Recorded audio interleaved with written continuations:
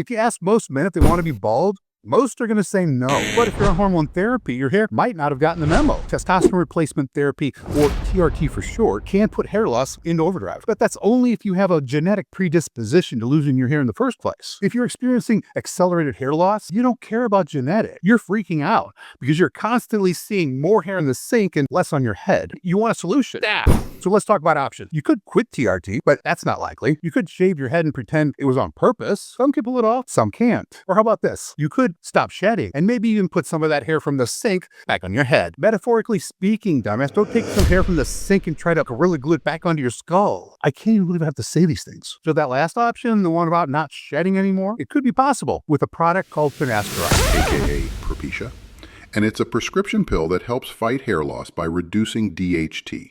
And DHT is short for dihydrotestosterone, the same stuff responsible for deeper voices, body hair, muscle mass, fat distribution, and yes, even your sex organs.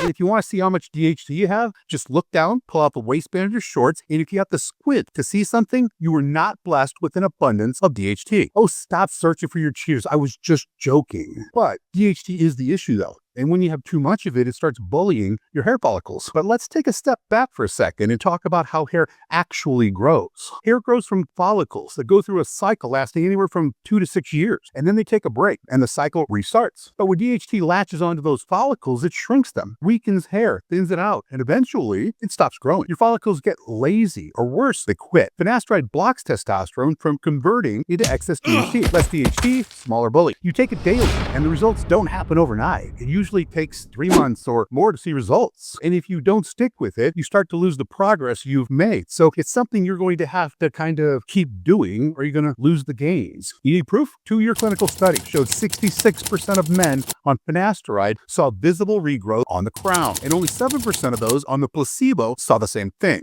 Finasteride has also been used to shrink enlarged prostate. Here, let me show you. Which means it can lower PSA test results. And it's not for women or kids at all. Pregnant women shouldn't even touch the stuff because it can be absorbed. What in the hell is the matter with you? Are there side effects? Of course there are. Swollen hands or feet, dizziness, rat. And the one no guy wants to ever hear, sexual side effects. But most guys, no issue. Just something to be aware of. It's just something that has to go on the side of the bottle to mitigate their legal repercussions. So, should you consider finasteride? I would say if your hairline's backing up while your T levels climb, yeah, it's worth the conversation. And Viking Alternative Medicine prescribes it for those who qualify. But the point is, losing your hair may not be something you just have to deal with in order to stay on hormone therapy. And if you're worried about it, talk to our licensed medical staff to see if you're a candidate, because getting old is inevitable. But feeling old and looking old, that's a choice.